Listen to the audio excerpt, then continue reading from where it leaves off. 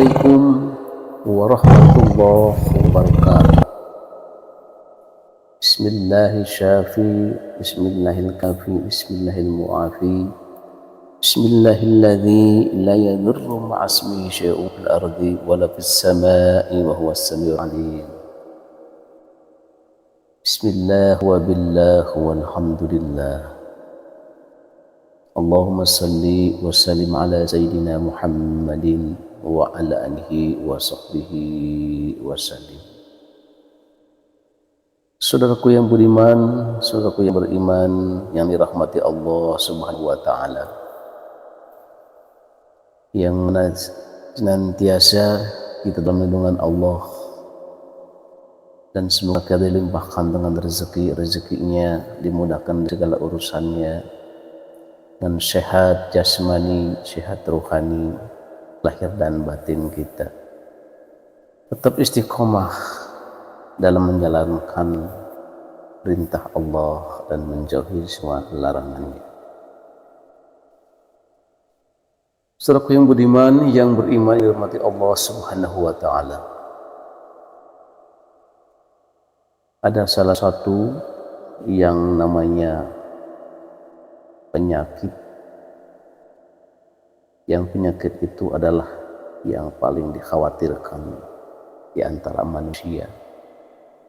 Kebanyakan manusia gagal fokus, bahkan bisa menjadi salah satu penyebab kematian, yaitu penyakit yang bersarang di dalam perutnya. Di antara lain, orang-orang yang punya sifat penyakit lambung, emah, dan lain sebagainya.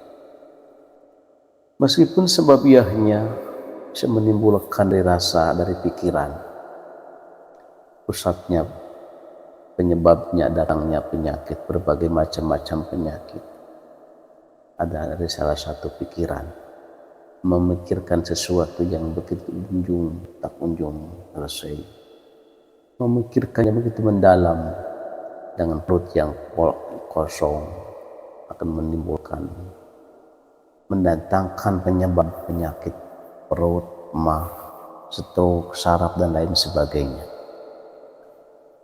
Tapi di antara itu ada salah satu penyakit, ya, di antaranya dikatakan dua hal, penyakit medis dan non-medis. Itu bergandengan sebenarnya. Tapi di zaman-zaman sekarang pinter orang-orang sihir yang namanya halus, menggunakan makhluk halus, bisa di mana saja dia bersinggah di dalam tubuh manusia itu, sehingga tidak ketahuan, tidak diketahuan sama sang dokter-dokter yang memeriksa orang yang sakit itu. Kalau seandainya orang mempunyai riwayat penyakit emah, lambung, atau stroke, dan lain sebagainya, disitulah penyakit sihir atau non-medis bersinggahnya. Sehingga pergi ke dokter sembuh, pulang dari dokter sampai rumah dia kambuh lagi.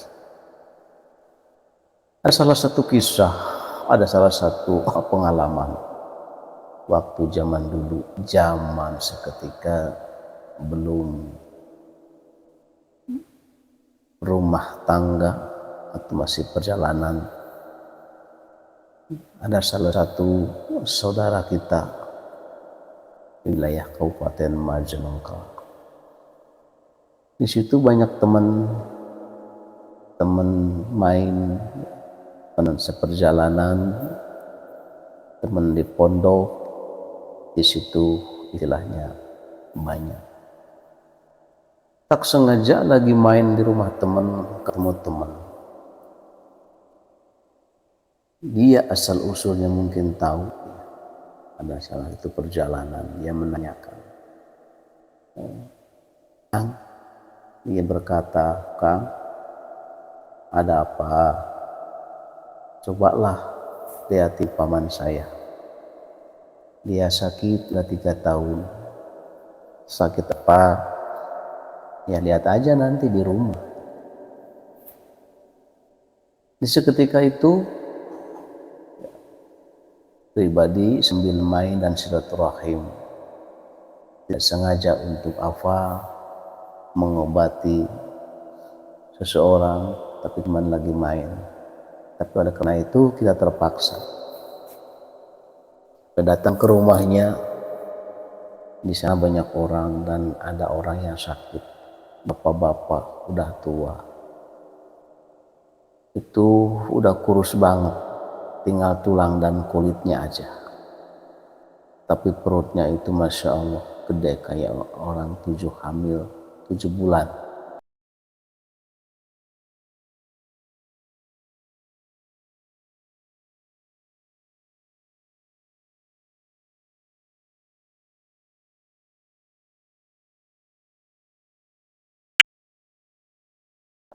Saya bertanya, apakah ini yang sakit udah dibawa ke dokter apa belum?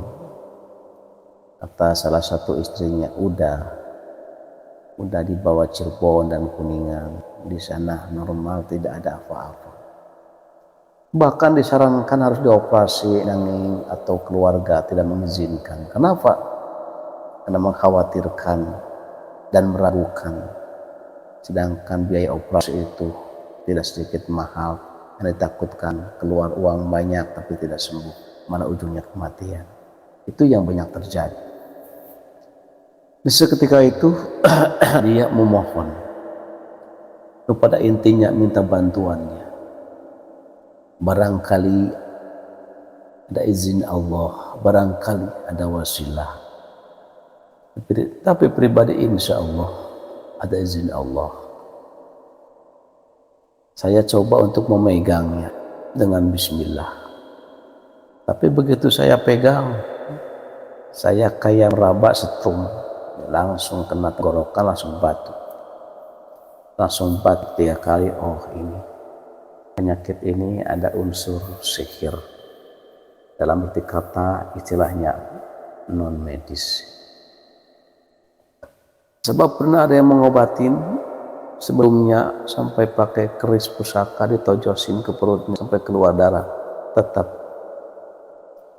tidak membawa hasil, malah semakin membesar. Disitulah saya berpikir, oh ini bukan main-main urusan penyakit ini. Dalam arti kata kita harus hati-hati, waspada. Saya menyarankan kepada keluarganya, tolong cariin pulpen atau spidol warna merah dan buku Hafiz 1. Dia salah satunya mengambil dan ambilkan minyak klitik atau kelapa. Dicarikan, tidak lama dia datang, bawa 1 toples. Di situ saya bikin salah satu buat rezah. Rencana saya mau bikin ronsenan supaya tahu penyebab penyakitnya apa. Mau dironsen dengan cara pribadi saya di situ dengan razah. Insya Allah sedikit bisa kita mengetahui kalau penyakit alam, penyakit dari Allah, atau penyakit sababiyah antara manusia. Di situ bakal ada nampak makhluk atau manusia.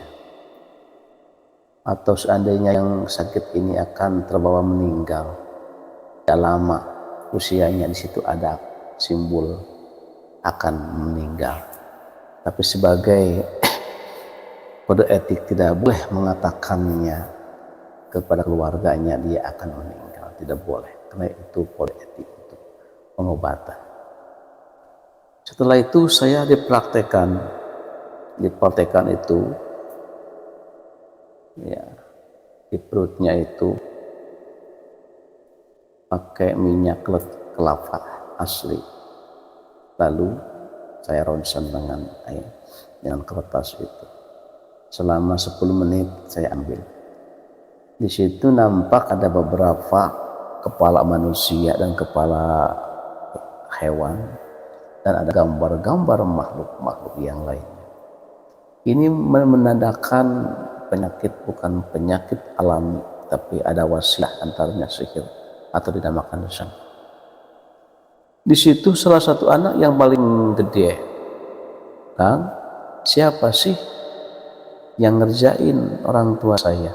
Kok tega banget, pengen tahu siapa namanya dan orang mana aslinya. Saya tersenyum. Maaf Bu, Teh, saya tidak akan mengatakan wallahu a'lam bishawab. Karena itu pribadi saya tidak berani mengatakannya, karena pertama saya orang awam dan bodoh, hanya Allah yang tahu. Yang kedua, takut menimbulkan fitnah bagi saya dan semuanya. Hal masalah ini tidak ada saksi. Lalu bagaimana kalau pengen tahu? Kata dia. Gampang. Kalau berani, ini gambar ini coba. Jam 12 malam tidur di bawah bantal. Nanti apa yang terjadi jangan takut. Dalam mimpi nanti kita nampak siapa dan siapa, dan orang mana ketahuan. Dia sanggup. Setelah itu, pribadi menganjurkan, karena masalah ini masalah serius, karena perut semakin membesar. Ya, ini harus menanganinya secara pelan-pelan dan harus tahu itu kelemahannya ini. Saya menyarankan kepada seluruh keluarganya, tolong Pak, Bu, kepada anak-anak di sini, saya minta dalam 7 malam, ya, sekitar jam 10 saya minta zikir sebanyak 7 orang. Dengan caranya berbaring, yang sakit di kepala 1 orang kanan kiri, 2 orang, dan di kaki ada 2 orang. Jadi 7 semuanya. Nih zikirnya sekian bilangannya. Nanti akhir 1 minggu insya Allah saya kesini, saya kontrol lagi. Setelah 1 minggu sudah sebelumnya, kalau tepat, kalau enggak masalah, kalau enggak salah hari Kamis, ya, saya ke situ. Dia semakin besar.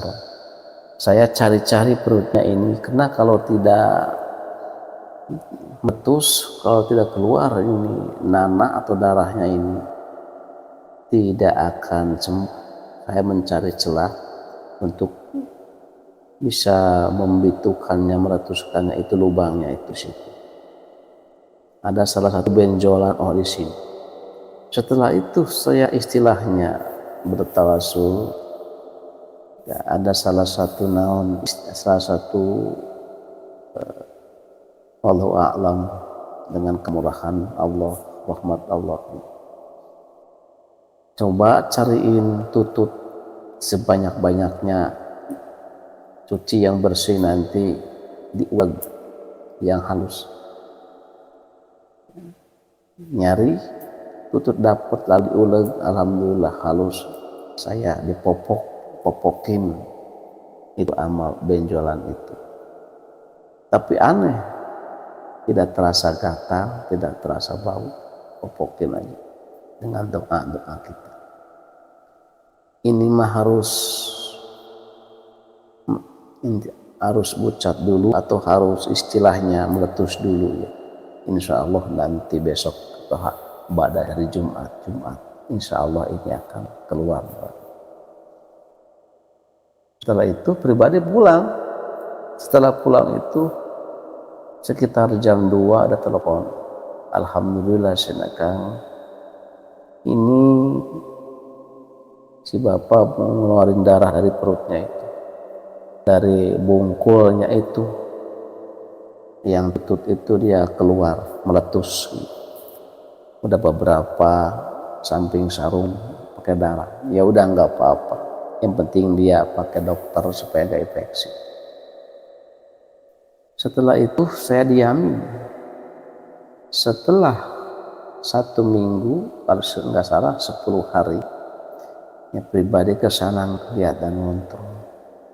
Ternyata alhamdulillah dia udah sembuh total, perutnya itu udah nggak gede lagi, bahkan badannya itu udah agak nggak kurus lagi, sedikit agak gemuk, ya.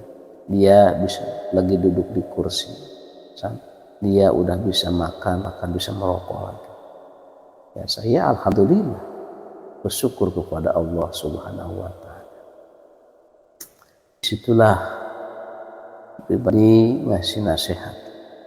Mulai sekarang kita bersyukur kepada Allah. Kenapa sekecil apapun, besar apapun urusan nyawa manusia tidak akan bisa dibeli kalau belum takdirnya meninggal. Mau diapa-apain kalau seandainya ada pertolongan Allah, insya Allah bisa panjang umur, sehat walafiat sampai sekarang. Alhamdulillah udah hampir 15 tahun sembuh. Udah hampir 15 tahun dia itu sembuh. Alhamdulillah. Sekarang masih ada orang. Yang pertama atau yang utama, bersyukur kita bisa ketika kita lagi kerja, sesibuk apapun kerja, tolonglah seketika dengar azan waktu sholat, berhenti dulu sholat sejenak. Insya Allah kalau kita menjaga sholat 5 waktu, nanti sholatlah yang akan menjaga kita dari perbuatan keji dan munkar. Insya Allah akan terhindar dari segala malapetaka lahir batin maupun sihir. Itulah pesan yang saya yang kedua. Jangan berani-berani meskipun sibuk apapun, lagi di ladang, lagi di mana pun, jangan sampai meninggalkan sholat jam 5 waktu. Insya Allah kita akan sembuh selama-lamanya. Ketika itu alhamdulillah wabillah wasyukurillah, dia diperhatiin semakin rajin dan getol ibadahnya. Itulah menunjukkan rasa syukurnya dia kepada Allah Subhanahu wa taala. Dulu yang selama ini udah pasrah berbaring, tidak mengharapkan sembuh dan hidup, sekarang udah bisa ke ladang lagi, udah bisa petani lagi. Itulah salah satu anugerah dari Allah Subhanahu wa taala. Jikalau kita dikasih kesempatan, mengapa tidak menyukuri dan syukur kepada Allah Subhanahu wa taala. Itulah salah satu pengalaman ya. Pengalaman dari segi dunia pengobatan, bungkul di perut ya, itu amat tutut, insya Allah akan sembuh, akan keluar bucat. Atau ada benjolan di perut, di mana yang kayak bisul tapi bukan bisul. Kalau dulu orang tua dulu bungkul namanya, ada di perut ya, ada di mana saja. Coba pakai tutut yang banyak, diuleg sampai halus, dipopokin. Insya Allah itu pertama akan keluar nanah dan darahnya. Yang kedua, kalau tidak keluar dan darah, dia akan kempes sendiri gitu, tidak membesar sebenarnya. Itulah ada manfaatnya. Saudaraku yang beriman, ya semoga panjang atau pendeknya ada salah satu istilahnya perkataan atau pengalaman yang bermanfaat. Semoga tadi rahmat dari Allah, semoga jadi salah satu wasilah dari Allah Subhanahu wa taala. Sekian dan terima kasih. Mohon maaf atas segala khilaf, segala dosa-dosa saya. Wassalamualaikum warahmatullahi wabarakatuh.